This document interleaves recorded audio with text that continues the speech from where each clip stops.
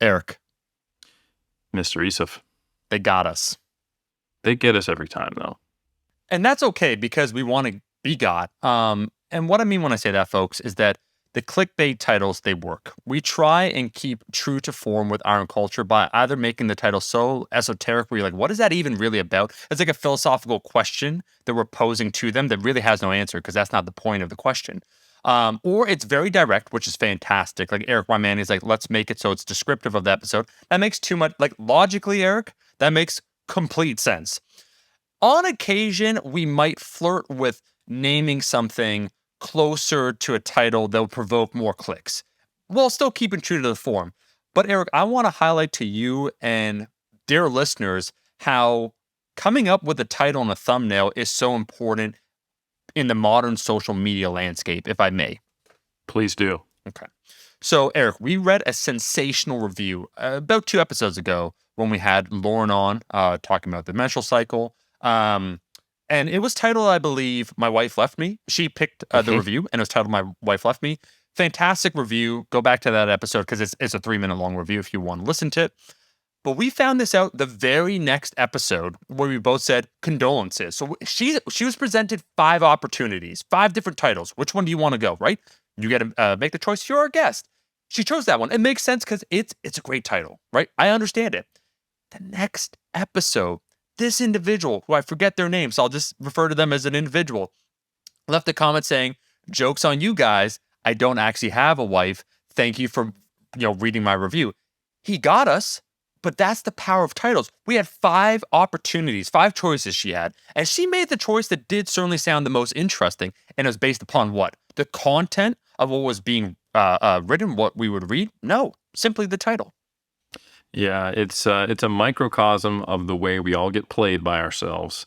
Yeah. And we did play ourselves, and it's going to inform us to start making, I'm going to say, quote unquote, better titles for you all. And by that, I mean completely irrelevant to what's going to occur, but really is going to grab your attention and just activate that lizard brain so you have no choice but to listen. Yeah, and so that's why if people are wondering why this episode's titled Omar Got Shot, it's just simply because we want to make sure you're paying it. It's an experiment, so we could frame it around an experimentation to then justify why we titled it that. When people, I love that, especially older YouTube, Eric, people, it was the inception of these tactics, so people correctly felt the need to justify it to their viewers. So they would say like, but there's a lot of good information, like whatever, like, oh, this is that, I'm actually showing a tour of my new house or whatever. It's like, I almost died, like that's the title. And they're like, well, I didn't almost die, but I almost died at the price of the, what I was paying for. So they had to justify it. And now people just get like, it's just assumed. Like you do not need to go over it. The worst thing happened to us. Yeah. I missed my connecting flight to visit Eric. I was 2 hours late, or whatever. Yep. The worst thing. The worst. The best part is because we're doing this on the front end, I mean, it would definitely piss off a lot of new listeners, who is technically who you want to build on top of your podcast. But we could have a string of 10 episodes where we have completely clickbait titles, and the cult would get it, and they would just think it was funny. And we would get a large spike in following and then also a large dip in ratings for our podcast. So it'd be an interesting experiment if we wanted to play the algorithm game. So, yeah. Eric, 2 things, because we have our obligatory 10 minutes of banter. I'm going to read a review. But I was going to talk to you about this off air, but I'm just going to bring it up on the podcast. I totally slipped our mind. Yeah, so this is going to be a candid reaction. But this is what I was going to bring up. I've been thinking about this for the cult, where we want a place to interact with the members. And we spoke about the idea that, as we understand it, like Stronger by Science, they have like a Reddit sub-community. And these are places where people can exchange ideas. Not that we would be super active on there, but just a place to consolidate cult members. Anyways, long story short, for Rascal now, and this isn't me trying to promote Rascal, but we do have a Discord. We're forming one Discord online community Discord. where people, and we can have a private group. So the part that's cool, I was talking with, you didn't meet Lee when you came down, Charles, but so Lee, who works with us for Rascal, he's managing it now, and there could be a separate private chat on the Discord for Iron Cult members, and so we could drop an episode. Check this out, Eric. Every single week, let's say we do it in a few weeks or whatnot, every single week when the new episode drops, it'll update in that thread. People can talk about it. They could talk about their own things, like, it's open to whatever they want to do, but it'd be a centralized place. And maybe when we actually do the very real questions, Q&As that we do, that's where we get them. That is a great idea. And like you, Omar, I also had something that I did not bring up on Oh our no. pre-call chat that I remembered that's about us forgetting something that I wanted to bring up. So, Not yeah. yeah, so the best part, folks, is that much like an old married couple, we actually forgot our own 4-year anniversary in our last episode 208, which, if you can math 52, how many weeks are in a year, times 4, 208, we completely forgot. I remember the next day when I posted it on Instagram, or the next couple days later. And now, episode 209, we had actually forgotten again to bring it up. But now we are remembering. So 3 times the charm, folks. And let me just say, Omar, 4 years of iron culture. How wild is that? Man, so my early onset of dementia really be kicking in these days. And I could come up with any excuses, but it's a damn shame. It's incredible. So 4 years, let me be serious for a second. 4 years of doing the cult, and then the next step that makes sense, like us in our mind, we'll see how it fleshes out. And there was a statement by someone, a cult member shared that Werner Herzog is now doing, other projects that is exclusive to our culture. That will be discussed in a future episode. But really expanding what it means to partake in iron culture, that's been since the inception, the name of our podcast, is very exciting. And the ability to travel finally again. COVID was what, in our second, like basically in our second year of doing this, it occurred. We had already those plans. And so it still feels just as vital as ever. I'll put it this way. I do feel like an old married couple. We totally have our flow. Like, we get on, we talk before, we do the thing, the topics are prepared. Our natural ebb and flow of like us together. I do personally, this is 1,000% the ego in me talking. I do think our banter is unmasked. Like, if we have a guest, let's say a guest comes on and they want to talk that ish with us, I think we're undefeated. And I know that's supremely arrogant, is what it is. And I think science communication, no one does it better than Eric. So I feel very proud to partake in this. I feel extremely honored by the amount of listeners and the quality of listeners that we've accrued, the people that take the time to leave the comments, to write the emails, which we've exchanged some of the emails, like people find the emails, so on and so forth, and just the impact that it's had, which was the goal from the start. It's been fantastic. I can't echo what you've said more. And yeah, it's been a true, I'm going to say what I always say, honor and a privilege to be a part of this, to get the feedback from people. And also, selfishly, I'll say that I've never quite found a home on social media in a way of where I could post regularly and kind of feel like I'm engaging on a more regular basis with the lifting community that I'm a part of. For those who follow us on YouTube, I've had like maybe one series per year, and that stopped sometime around 2017, from starting in like 2011 or 12. And then on Instagram, I have a love-hate relationship with that platform. And honestly, all platforms. There used to be a time I was posting more regularly on Facebook. And the closest thing I had kind of after that last time I had something regular on YouTube was essentially just being on other podcasts. The 3DMJ podcast is great, and I'm there a lot, but we actually have like 10 people on the team. So I'm on not every single episode, which would make sense, of course. So this is kind of an opportunity where I get to have much more regular interaction, and it keeps me connected, which I think is an important thing, I think. If you're going to be someone who is trying to help a community, you can't just be like, hey, I'm going to say something or do something every 3 months or whatever. But it's also a good fit, and this is for good thinking for any other content creator, is that it suits my personality. Yep.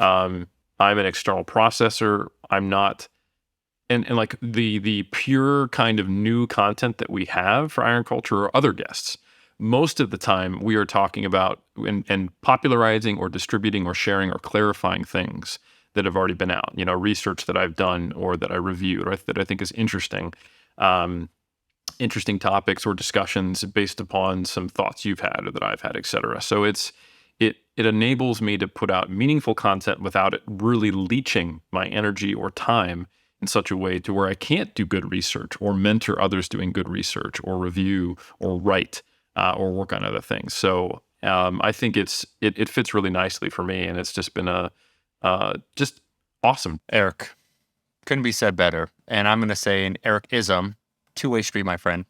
One of the unsung song here is that you've also grown to me from being a friend to being a close friend over the last 4 years because we interact on a very frequent basis. I think ideologically we're aligned in many different ways, which is why we talk that ish. But to your point, like for myself included, iron culture is a thing that still tethers me to the fitness community.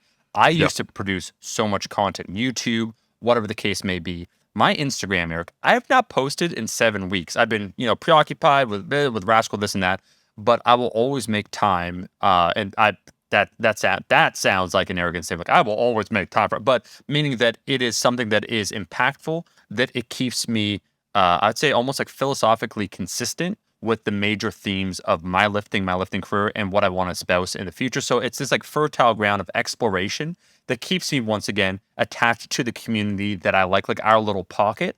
And everything stems kind of from there. There's been many examples, if I was making consistent YouTube content again, that there's been all these conversations that would be the exact path forward of what I'd want to produce in other forms. And so it's the originator of a lot of these things. And that's beautiful because I think long form content has its place. It's been proven there's other podcasts that have become certainly popular over time. And also I joke about with our promotion, like just everything, like it's word of mouth, the like 20, 30,000 people that we consistently get all the comments and so on and so forth. And I think you were grown in the lab, Eric, because you're made to be a podcaster, meaning that you just had to find your form. And it's so funny, what you think you fit perfectly in podcasting. And I'd say for myself, I love it. And this is fantastic. And I like YouTube too, where you make a 5-10 minute, condensed topic. I do enjoy YouTube, but how I view how YouTube is to me might be how, podcasts are to you, but how I view like TikTok is not how you view YouTube and so on and so forth. But there's a certain narrowing that occurs that if you want to explore a topic to a certain level of detail, how deep can one go, right? And so you just got to pick what that level is, and everyone has a preferred level that they want to get into, and that makes complete sense. But I do think, in terms of the conversations I have, and I'll just leave it at that with listeners or people over time, people like, shout out to Patrick Close, whatnot, that we had Dr. Pack on. It's the video. It wasn't like, Omar, your Instagram, bro, that shit's hilarious and inspired me to try and get a PhD. That's not what the No. conversation was, right? It's a YouTube video. It's, you being a coach, 3DMJ, the hours that were put in. There really is, for, I think, a fundamental impact that, and we could try and define what that means, that matters on a significant scale, for the hours that need to be put in and the message that needs to be delivered, that you can only reduce something down to a certain bite-sized piece of information before it'll lose fidelity. So I understand intimately what you said, Eric, about like basically being uncomfortable where you don't want to deliver on a topic information that you feel is incomplete, right? It's like, hey, Eric, 30 seconds, like protein. Like, yeah, you'll do a fantastic job. You did on the History Channel, but certain topics need to be explored to a certain level of detail. And this is what iron culture is about. Absolutely. I think, and evidence to that is how hard it is to write mission statements, either Yep. personal ones or for businesses that aren't trite, meaningless, or just sound like one another. Yep. Or similarly, when you're a PhD student or doing research, they often have what's called the 3-minute thesis competition. So you have to explain your thesis or dissertation in 3 minutes, and they give awards to people who do it best. And one of the things that I was told during my PhD, and that I think is very true, and I've repeated to the students I mentor, is that you really have a good grasp on your topic when you can give an elevator pitch that accurately describes your research. So, you can tell someone uninitiated in the field what you're doing and its importance, and actually get them interested in it, at least to the degree they would be interested in it, but assuming they might have an interest in this topic, or at the very least they can sense your passion in the time it would take for you to be, going up a few flights on an elevator with that person. And it kind of connects to the quote that is supposedly attributed to Einstein of if you can't explain something simply, you don't know it well enough, which I think it doesn't apply in all fields, but absolutely applies to sports science, where things are just never that complex, and it's a translational field that deals in applied nature with people who are not scientists. Yep. So I 100% agree. And you mentioned TikTok, and let me just say, we've got people who are actually now trying to decode our political leanings. And the statement I'm going to make next will not at all inform you about my political leanings, Right. but does have to do with politics, but it's purely out of a selfishness that I will explain in a second. Yep. I am really, really pulling for the TikTok ban in the U.S. to occur. I absolutely don't care that it is potentially an infringement on freedom of speech or an overreach on government to restrict a business. And this has nothing to do with my political beliefs. And in fact, it's probably counter to some of them, but it's purely for the fact that as a content creator, it would be amazing if I did not have to worry about producing TikTok content.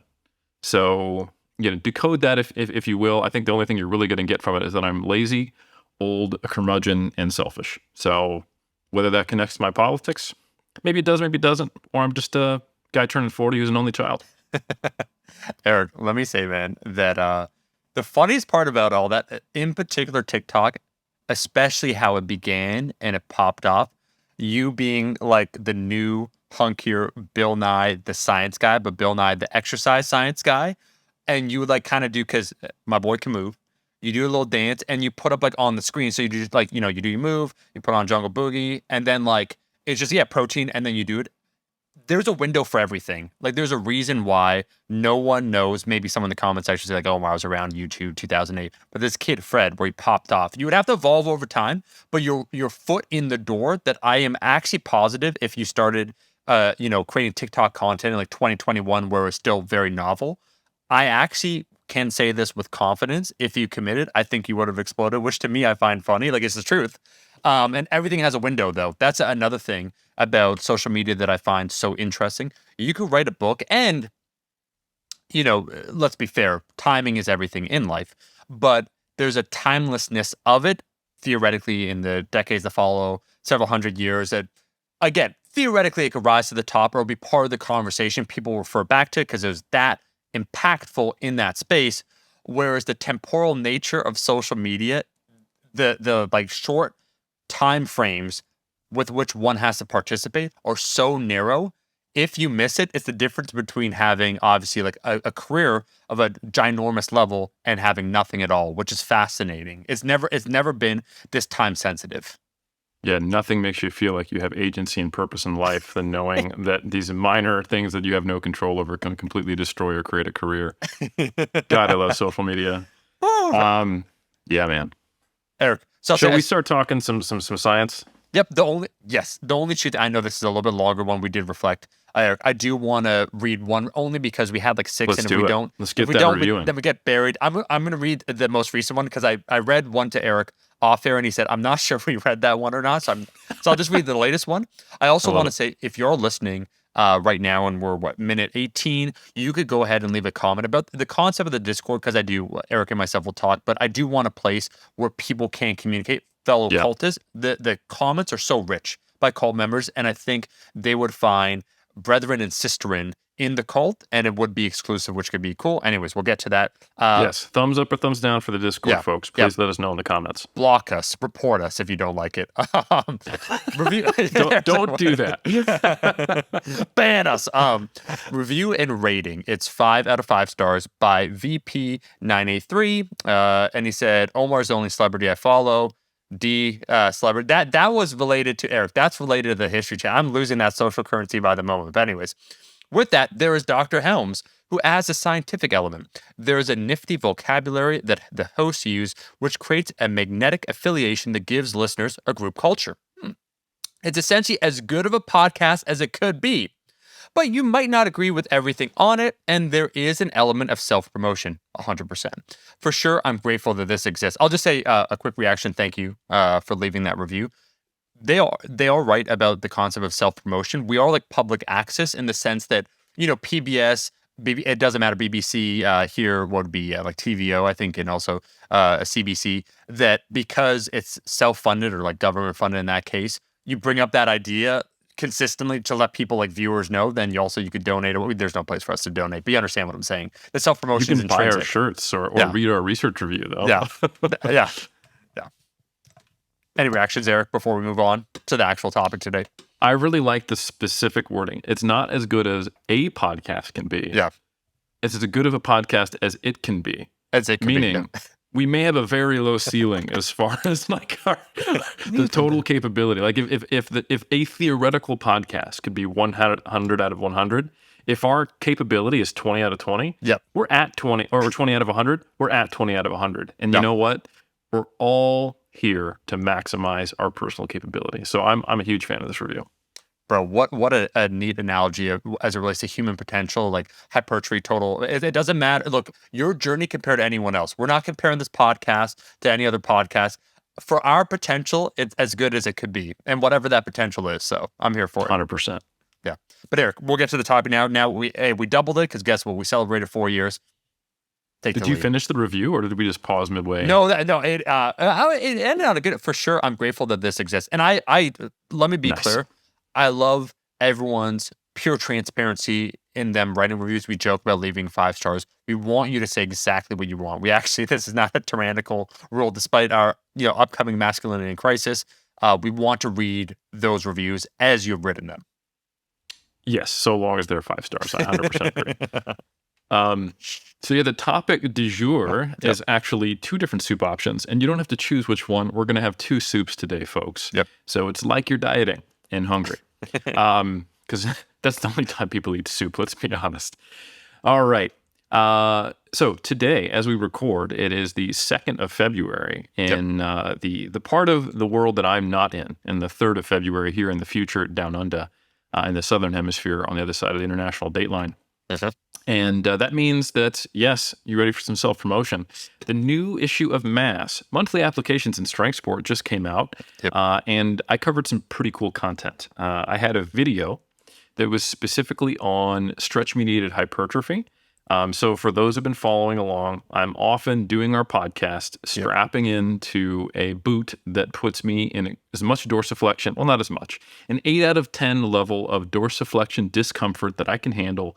And I sit there for an hour and then I switch boots. We actually finished that last week. We did 12 weeks of me stretching my calves for an hour a day, except for 1 day per week.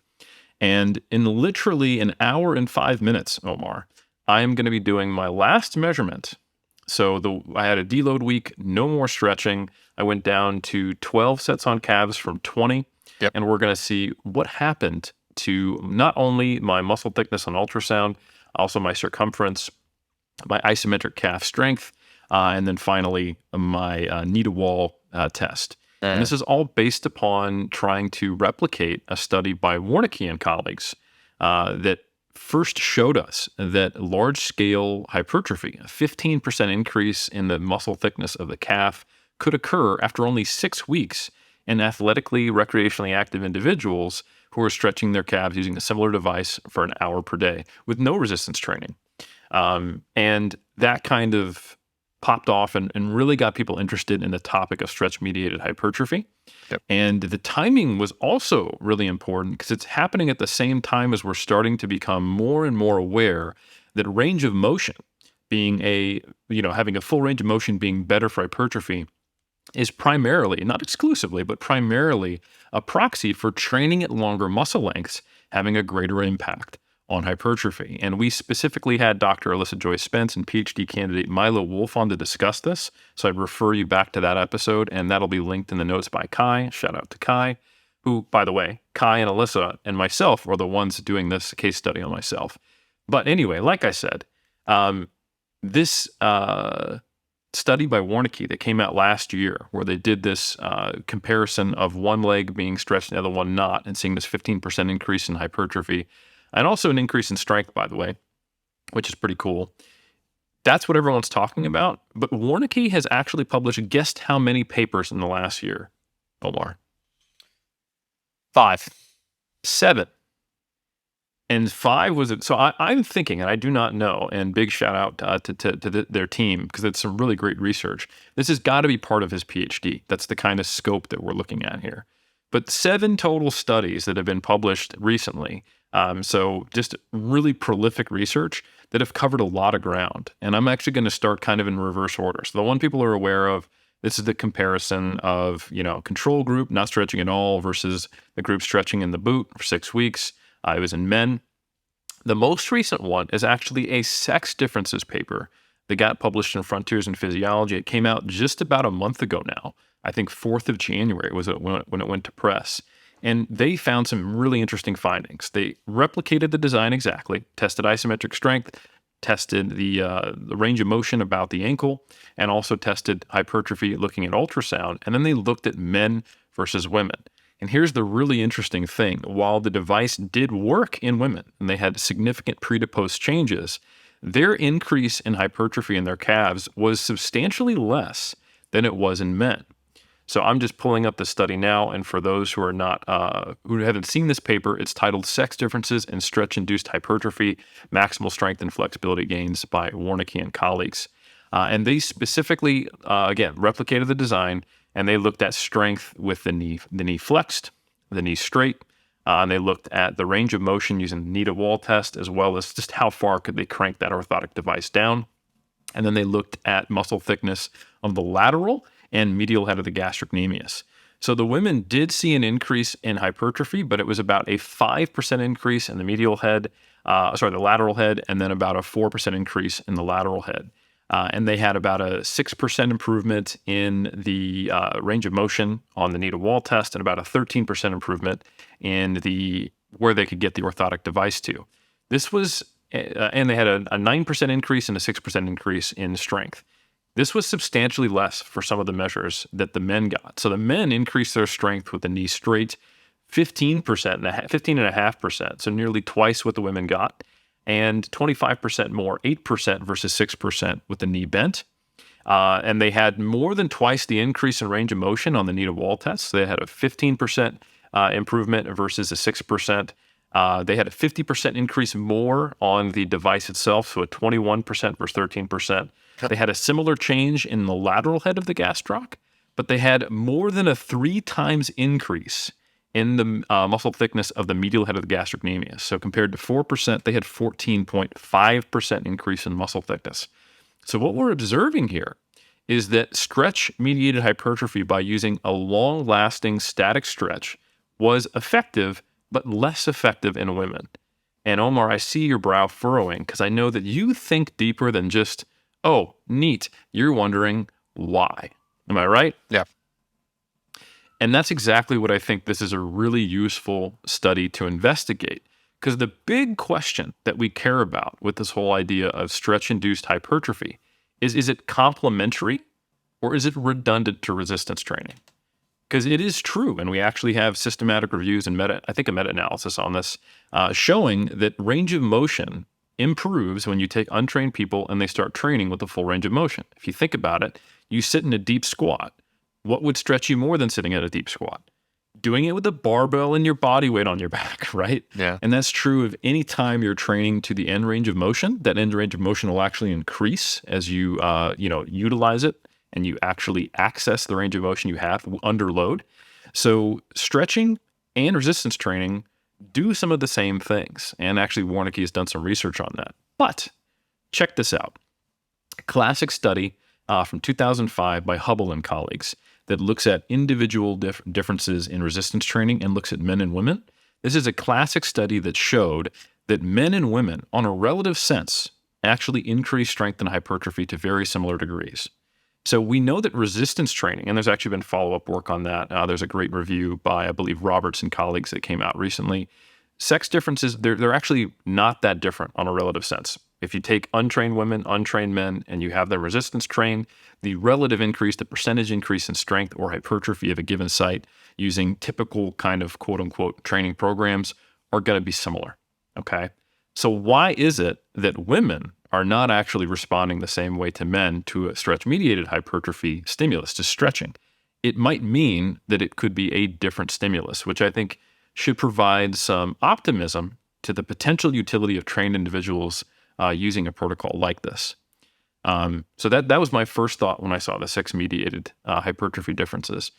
The other thought I had, Omar, is this really a sex difference or is a sex difference per se? So on average, women are more flexible than men. So is it just simply, and the authors actually discuss this to their credit, is it just simply that it's harder for them to induce a high level of tension when doing these passive stretching because they already have a high degree of flexibility in the muscle tendon unit. And that may be the case. Now, what I would really love to see is either a adjunct analysis to the present study or a follow-up study is a study on a large group of women and then actually rank ordering the women based upon baseline flexibility Yeah. and seeing if the least flexible women got better gains than the more flexible women. And you could just simply do a continuous analysis. You wouldn't need to compare like quartiles or anything like that. There's just a statistical point. If there's a strong relationship, if you were to do a regression to look at the relationship between baseline flexibility with increases in muscle strength, and flexibility and muscle size of the calves and around the ankle joint, of course, because flexibility is not just the calf, it's the whole complex. That would be telling us that, oh, this isn't a sex difference per se, it's a baseline flexibility difference. And I think that would be really interesting. Eric, you already, so you saw the furrowing of the brows at the difference, and I'm wondering what the difference would be and the role of like innate or baseline flexibility. I do wonder now. I'm taking this as a super tight male. The idea where you said about those differences with the calves, that one could be in a certain cohort so tight that almost as it relates to having what would you call now like a functional range of motion for certain movements, like let's say a Romanian deadlift, right? Like my hamstrings are very tight, but loading up the posterior chain, getting to an adequate ROM that if you have an insufficient like baseline flexibility, that's almost impairing then your total potential for hypertrophy, and another cohort maybe doesn't have that. So that you're saying, Eric, to kind of rank it then by and then come up with the regression model for women and then see how that pans out. That'd be one way of sort of discerning the impact of baseline flexibility on the total outcome.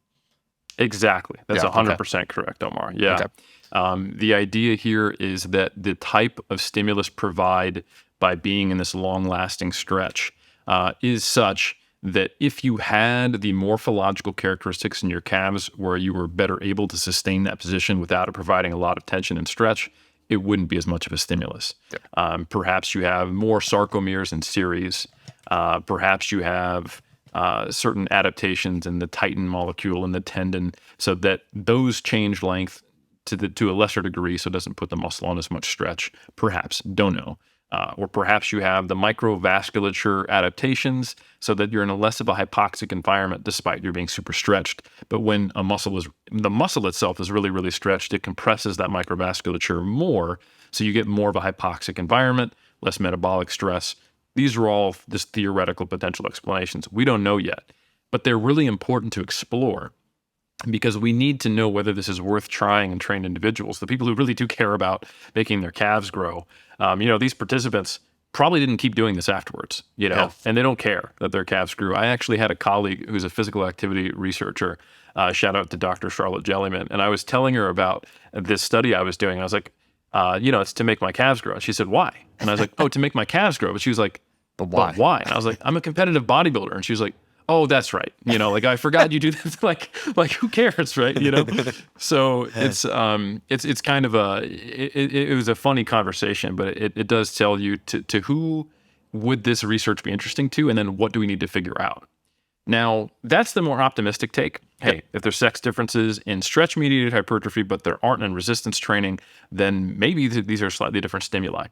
When we look at actual research looking at the acute impacts of stretching and resistance training in comparison, they're pretty similar. And big shout out once again to Warneke and colleagues. They actually published a study on this in 2022 in the German Journal of Exercise and Sports Science Research.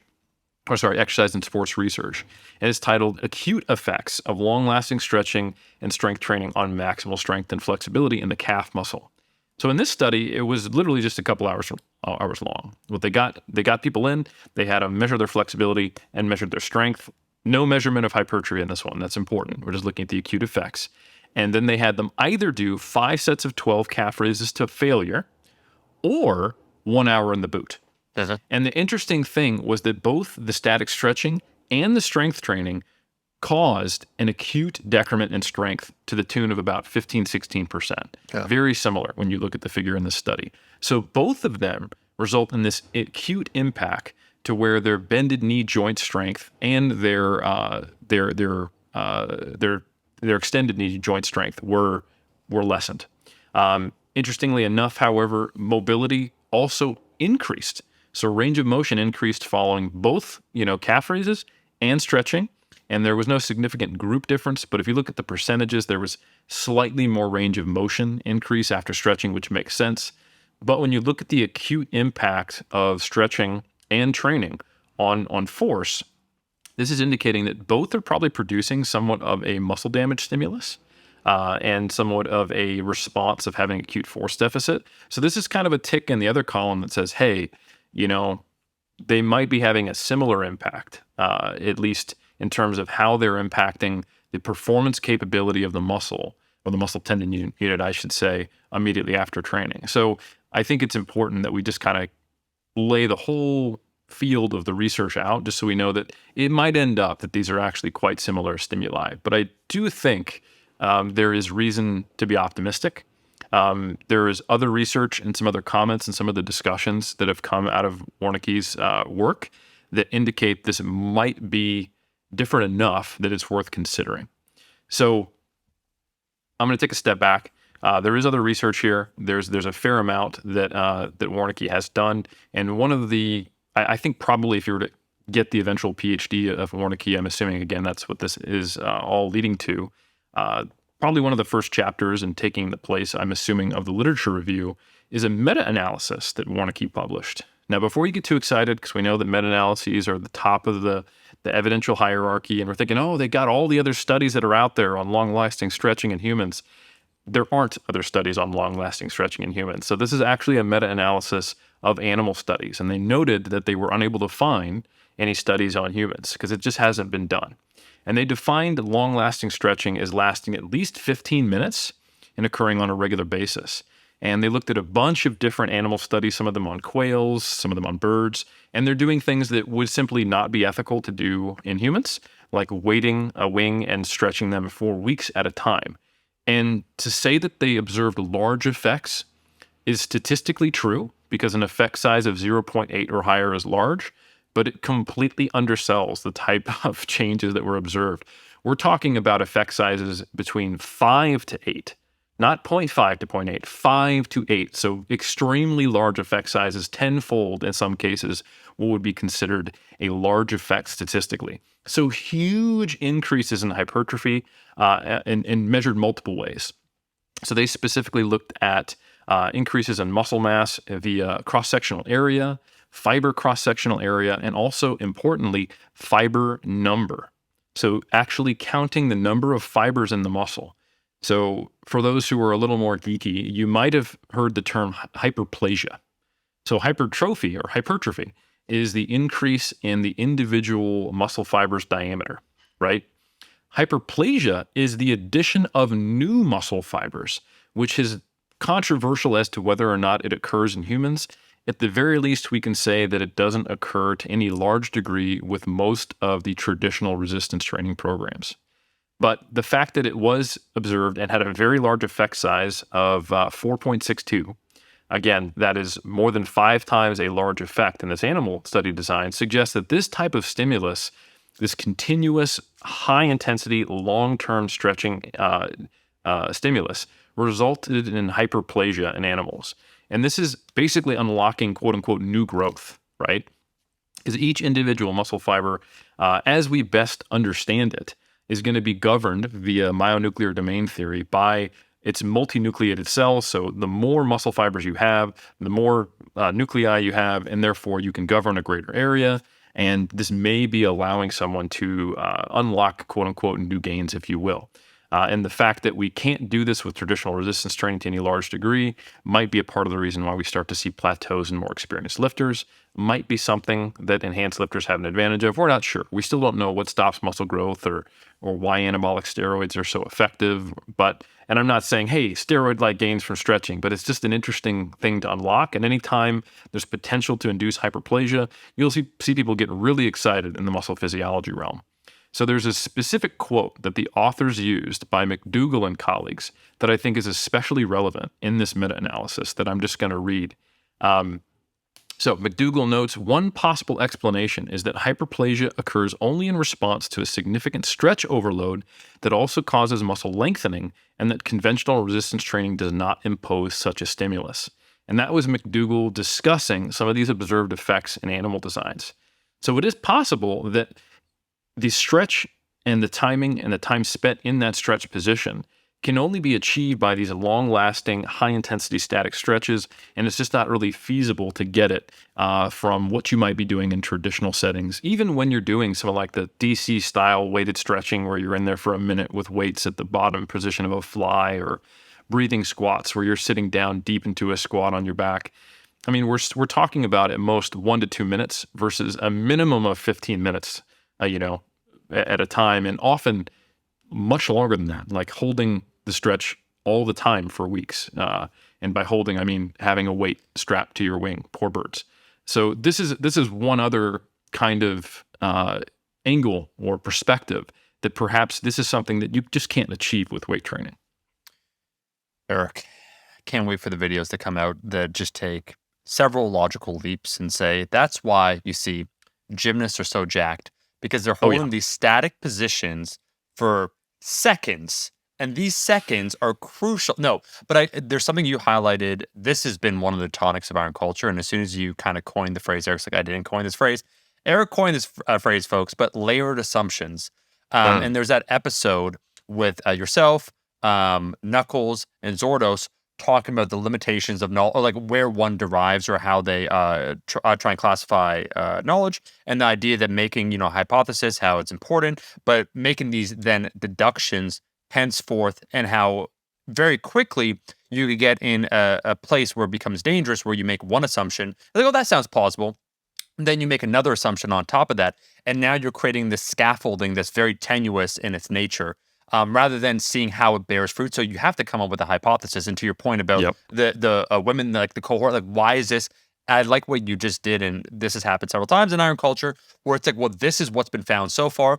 If we want to figure out why this is, rather than making once again an assumption, and then from there you make the next, and from each additional one, the probability that you're wrong only continues to increase, much more so. That's like, this is how we would do it. So, Eric, let's circle back here to this, the potential hyperplasia. I remember when Dr. Brad Schoenfeld talked about that, like in theory, like what could happen, like humans and so on. And it was one of those, like phrases that were very exciting for a time. And again, with this research, the magnitude and so on and so forth, Eric's just gonna jump, folks. If you're watching the video, Eric's gonna give the spoiler. This is gonna be some M. Night Shyamalan type shit.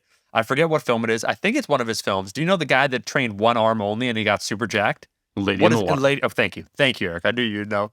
You're just gonna stand up on your chair, and we're gonna see the stretch mediated the one that you've been doing the calf stretches on, and it's just gonna be huge next to the other one. You're like, a spoiler, Omar. It works.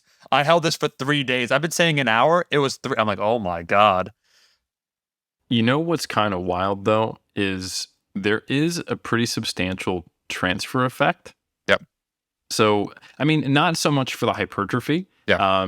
There's a little, like it's not, it hasn't been observed to be significant. So, for example, in the control leg of the men in that sex differences study, while they had that 14.5% increase in the medial head of their gastroc, they had a 5.3 increase in the control leg. Yep. But it wasn't quite significant, P06. So, I mean, like barely not. So there seems to be a small amount of transfer for hypertrophy. But you know what's wild is, and what is often significant, is the strength transfer. So these strength increases, depending on the stretching protocol, if you look at all these different studies by Warnke, you're typically looking at an increase between like 6 to 20%, depending on if it's bent leg, straight leg, or an actual dynamic like 1RM calf raise, which they do on a leg press in some of these studies. And the transfer to the other leg is about half that. So sometimes we're talking about like a 10% increase in strength in the calf that did not even stretch. So there is something neuromuscularly going on here that the body is naturally kind of transferring, or that is centrally mediated, that's impacting the tonicity of the muscle tendon unit, that's not only resulting in increases in strength, but even small increases in hypertrophy, which is pretty wild to me. So I think this is a really interesting area. absolutely there is the transfer effect when you train one limb versus the other that we've observed for, increases in strength, which, sometimes you might hear people talking about the application of this. Like if you hurt one arm or you hurt one leg, you should do single leg work because it'll mitigate losses in strength and maybe even some degree of size, perhaps not, who knows? And whether that is mirror neurons or some other impact, I don't know. I'm not a neuromuscular specialist. I'm not a neuroscientist, but I think it's really interesting and we need more work there. But no, 100%. This is a case where this is very interesting preliminary research, but it's out of one lab. And I really do commend them for doing this work. Konstantin Warnicki, if you happen to be listening to this and if you can understand English, big shout out. I think you're doing awesome work and it's really something that I'm interested in, but we really do need to see it replicated in other ways and more research to carry on from here rather than just someone getting on YouTube, making a bunch of videos and selling the training program. I mean, that'll happen anyway, all right. You and I both know that. There's no stopping it. But just a big shout out to Warnicki and colleagues because they have done a good job of really kind of building the research before they just get to the training study. Now, the order in which things get published is often due on peer review times. It's due on, it's based upon how quickly does an editor get back to you? Does it get rejected from one journal and submitted to another? So they're not all coming out in a sequential order.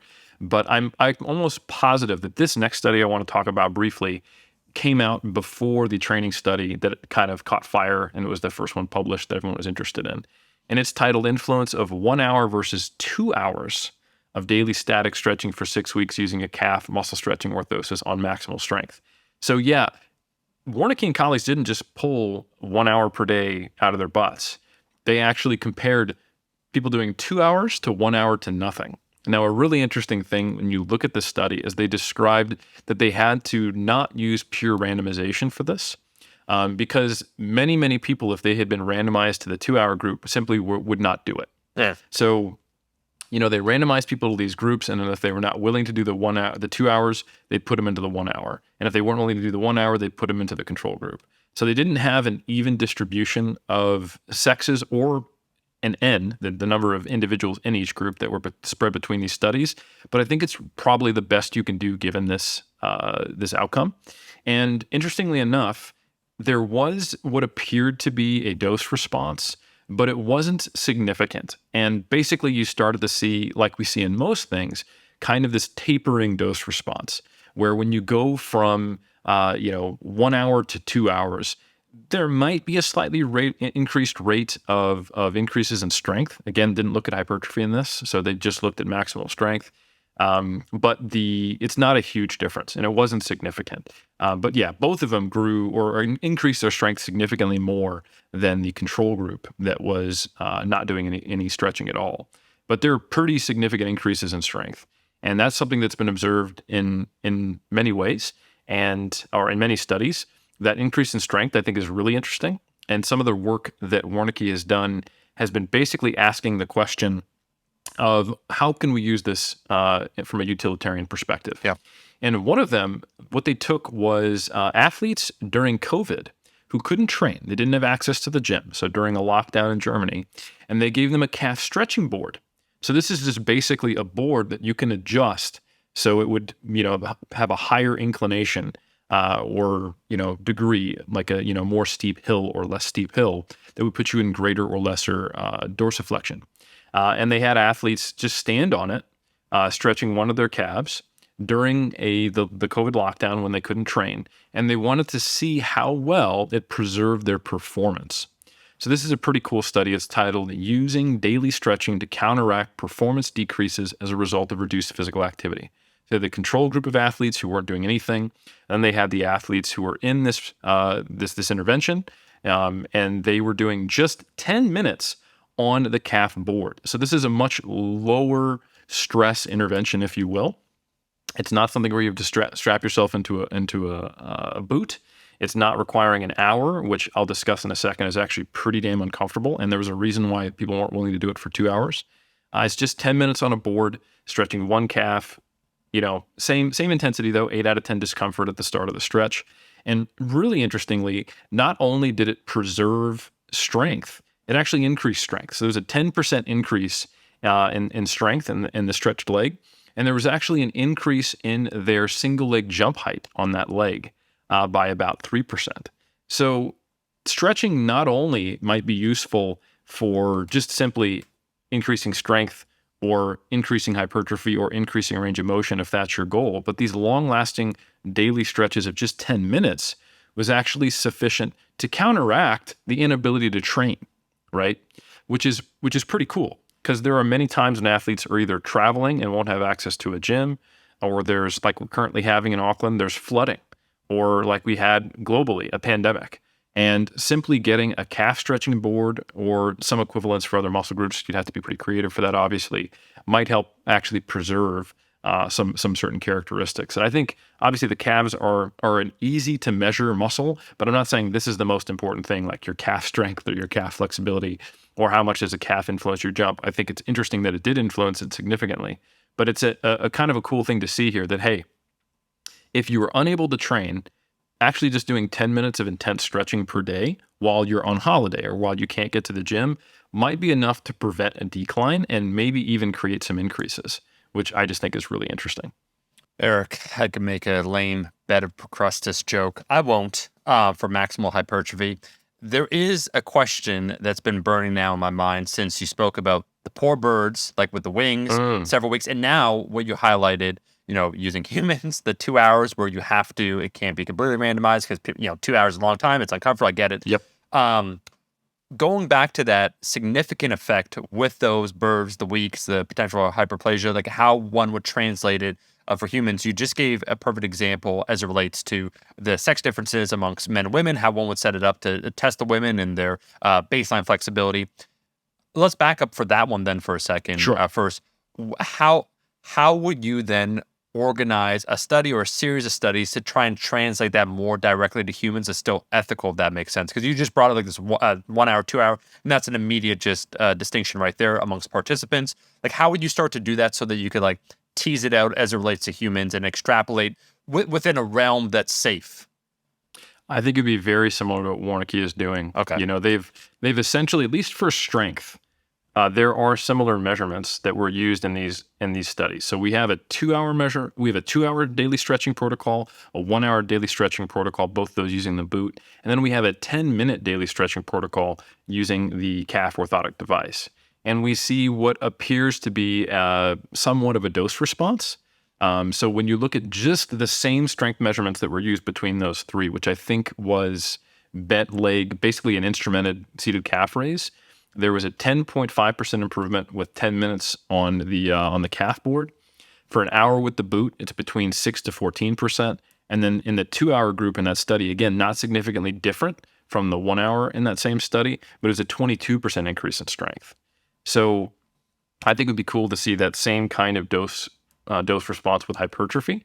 But I think the other things you would do is ask about feasibility, willingness to continue, and the experience, because I can tell you it's actually quite painful. Yeah. And you're not a complainer. I know this. I'm not. I'm not a complainer. I think I have a reasonably high pain tolerance. Yeah. I mean, I can't compare my experience to others, but some things that bother other people, and like the way I used to do BFR and how I experienced DOMs, I don't think I'm just not a very like quote unquote sensitive person. Yeah. And there's like downsides to that. Like, I don't smell things that might be helpful. Like if there's a gas leak, I'm dead. It's a good thing I'm married, Also good news is you can probably, pass the silent but deadly and I might not notice. So pros and cons. But there's an interesting note in the discussion of that 2 hour versus 1 hour daily stretching study. The participants in our investigation reported initial numbness after approximately 10 to 15 minutes. And they said, blood hypoxia combined with a mechanical stretch stimulus could be hypothesized to be the underlying mechanism for some adaptations to training. So I think this makes sense that when you are in a really high stretch position for a muscle, it compresses, like I said earlier, the microvasculature around it. So you're creating a hypoxic environment while you're under stretch. So this might be something akin to like BFR. But again, if you do 4 sets of BFR, even if you rest the full minute between each one, we're talking about 5 minutes. When you're doing this stretch, it's an hour, So again, that's another tick in the column of perhaps this is a stimulus that you really just can't get from traditional resistance training. So there might be some, higher levels of tension or damage or metabolic stress that you simply can't get, or it could be an altogether different stimulus, like it's a tension that is, impacting different sensing mechanisms in the muscle tendon unit than would typically be, or to the same degree, be stimulated by resistance training. I'm not sure, but it would be really cool to see future research, not only on feasibility as related to your question, but just on like the dose response and how much do people need to do, and then in other muscle groups. Because the Achilles tendon might be the longest tendon in the body. I could be wrong about that. Don't quote me, but it is certainly really long. And I do wonder how this plays out in other muscle groups, to what degree it's possible, feasible. I know certain muscle groups you really just can't stretch very well, like the biceps, for example. That hinge joint is just going to stop where it is, and it's typically not going to put a huge stretch on your biceps.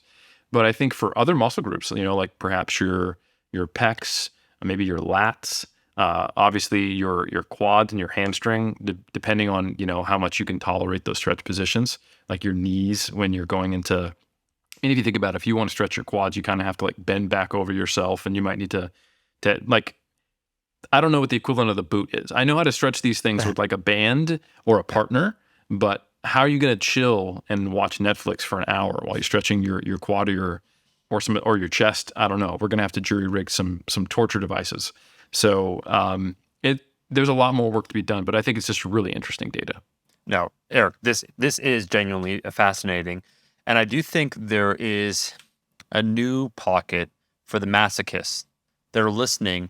And we have to make that distinction, because we know this, Eric, from the Pain Science Roundtable. The pain is not necessarily always only painful. It can be pleasurable.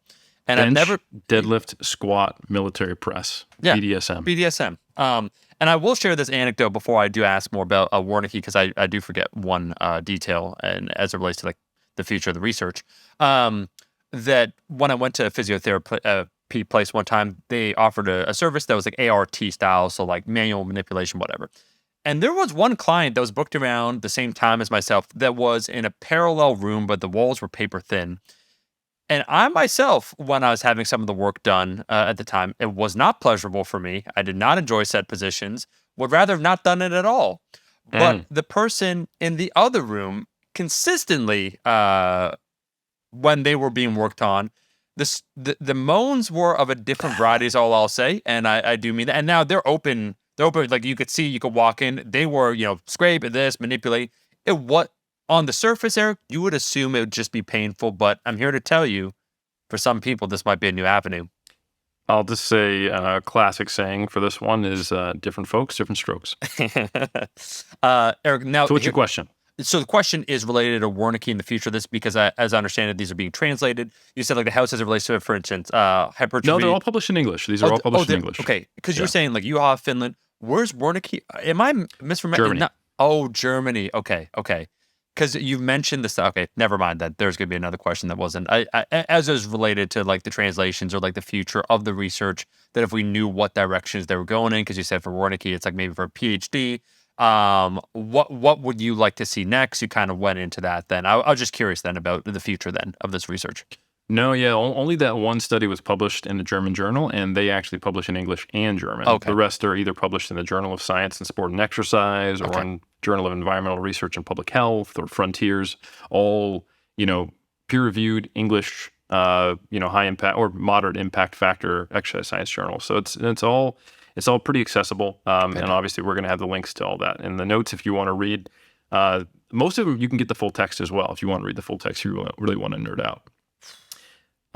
And then ironically, this is something I did a video on, but the full-length article in Mass that I wrote about, I think I can actually cover in like 10 minutes. Go. Because it's pretty straightforward. There was a study by Askow and colleagues that came out just relatively late last year, and it was on, Omar, have you heard of Bang, the energy drink? Oh, you mean the one that has a super specialized form of creatine that no one else has? It's called SuperCreatine, TM. Yeah. Well, it means it's better than regular creatine, obviously. Well, it's called SuperCreatine and it has a trademark, so it's got to be true. Yeah, so that's what that actually is what's called creatyl L-leucine. Okay.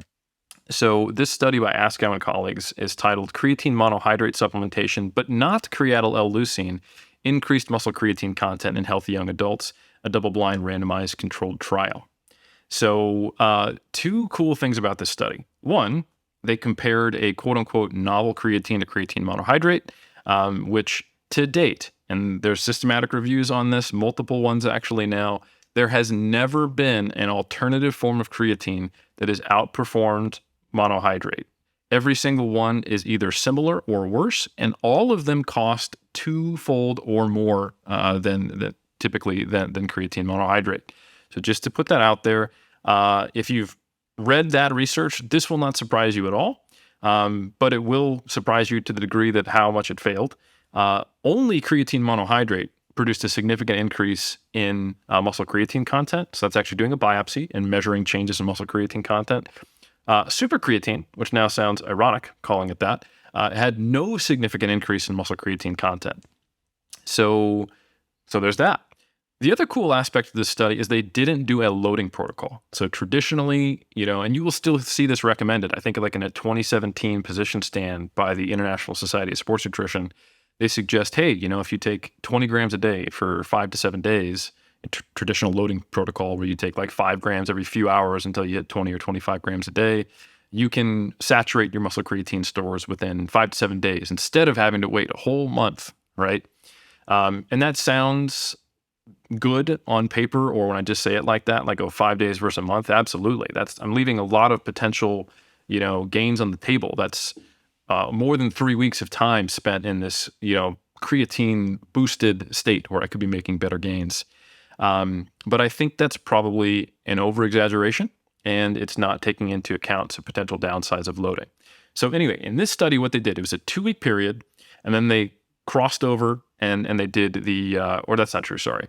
They did 2 different measurements 2 weeks apart. So instead of doing creatine loading, they took 5 grams per day of placebo, creatyl L-leucine, or creatine monohydrate. Now, here's the interesting thing. The increase in muscle creatine stores from just taking 5 grams a day for 2 weeks was 24%. Okay? Now, that is actually comparable to increases that you will see in the literature following creatine loading with, say, 20 grams for 5 to 7 days. Okay? So if you took 20 grams for 6 days, that's 120 grams, right? That's just kind of middle of the road loading protocol. If you took 5 grams for 14 days, that's 70 grams. So it's nearly twice as much creatine that you're taking. To now we're talking about only having like a 7-day advantage or maybe an 8-day advantage, right? So it's incredibly inefficient and it's less cost effective, which I think is something worth considering, to get you to the same place. So the kind of classic like loading study, they actually found an increase of around 20%, which is actually slightly less than was observed in this study. So to be fair, that's not the only study on loading. And when you look at all of the research, there's a range, like the increase that muscle creatine content can go up in any given individual and be like super saturated and topped out is between 15 to 40%. And you see means that fall in that range because there's a lot of research on creatine. So the present study kind of sits smack dab in the middle. So it's possible that not everyone in the study had maxed out their creatine stores after 2 weeks. But I think to the degree that it matters, it was increased supplemental levels. There's actually a study by Netto and colleagues where they observed taking 3 grams a day and 5 grams a day that after 1 week, they'd started to experience increases statistically in their strength progress compared to a placebo group. So you're getting beneficial effects, maybe even if you're not fully saturated, in just 1 week of taking a maintenance dose of 3 to 5 grams. And the last thing I would say, and this is why, so maybe you're just really hungry for all those gains, and that extra 8 days or 9 days of being, saturated muscle creatine stores is worth it for you to spend all this money or unnecessary money or the inefficiency, because creatine is not that expensive, let's be honest. Sure. I will say creatine is safe. That's well established, right? It's no longer controversial in any circle of people who actually know that creatine is healthy, safe, doesn't cause issues, and in fact has clinical uses for neurological conditions and even concussion recovery and prevention, or at least lessening the severity of TBIs.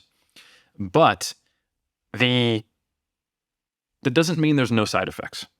And the most reported and most significantly observed side effect is gastrointestinal distress. And indeed, there are significantly higher rates of gastrointestinal distress when taking higher doses of creatine. So when creatine loading. So there is research where you're actually comparing taking 5 grams in a single dose to 10 grams in a single dose. And it's by Ostojic and colleagues. Gastrointestinal distress after creatine supplementation in athletes, are side effects dose dependent? And the answer to that is yes, they are.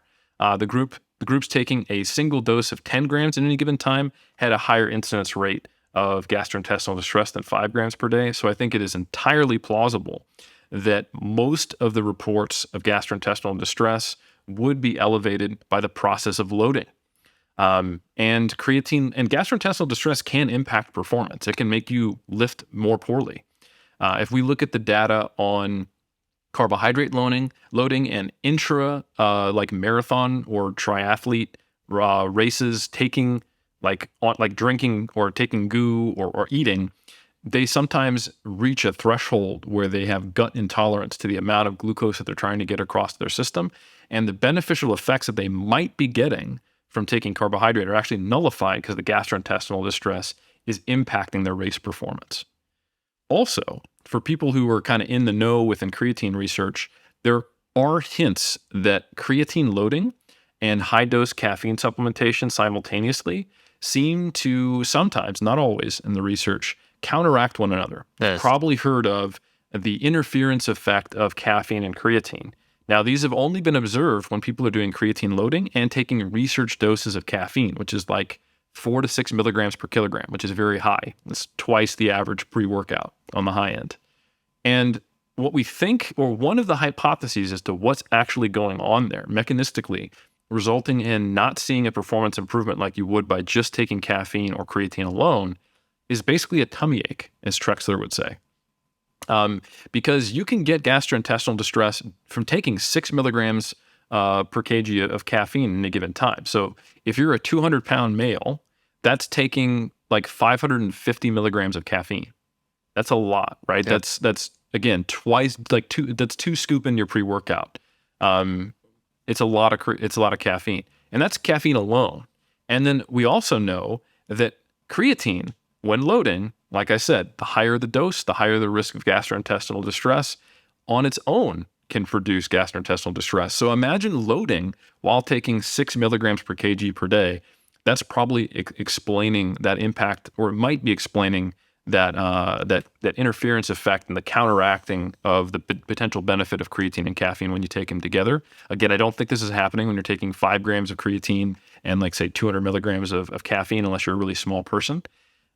So I do think there is a realm, there's a possibility where someone who wanted to be super optimal decided to load creatine and actually had worse performance than simply taking 5 grams per day. And Omar, more importantly than all of that, none of this matters. Because like the first time I took creatine was 2004, and I have not stopped since. Whether it took me 3 weeks or 3 days sometime in 2004 to saturate my muscle creatine content has literally no measurable impact on like the physique and the strength I have today, or even that I had a year later. So we're splitting hairs that have hairs at this point, and it is really just a way of potentially having an upset stomach and wasting some money that I just don't think is necessary. So the take home from this study is just take monohydrate, and also don't load it. Just take 5 grams a day forever, or less if you're not that large of a person. 3 grams per day is probably totally fine if you say you're 150 pounds, 70 kilos or lighter, and you'd be totally fine. And if you don't want to take it on off days, then just take 5 grams every day you work out, and that'll probably be fine for 90% of lifters, is what I would say. Oh, and one piece of due diligence that I do have to say, Omar, this study was funded by Monster. I don't know if you've heard of Monster. They're like the bigger energy drink company that doesn't have SuperCreatine in it. Correct. And they successfully sued Bang for just short of $300 million recently. Yeah. And I suspect that the findings of the study actually contributed to that lawsuit, because the lawsuit was specifically related to false advertising and health claims, as well as stealing trade secrets. They apparently hired former employees and then used some of their information about their distribution network to try to compete with them. So all of this is happening in a conflict of interest, which I think is just really worth reporting. That yes, indeed, it benefits Monster. Does it? That the study found what it found, but it doesn't mean the findings are not true. I think industry-funded studies get a bad rap all the time, and the default assumption on the more extreme kind of take, the kind of, I'm not like a huge fan of corporations, don't get me wrong, but I think people who have like an anti-corporatism position, who buy into the naturalist fallacy, who are generally a little more cynical, they might see this and think, okay, I can't trust this study. Like, I don't care.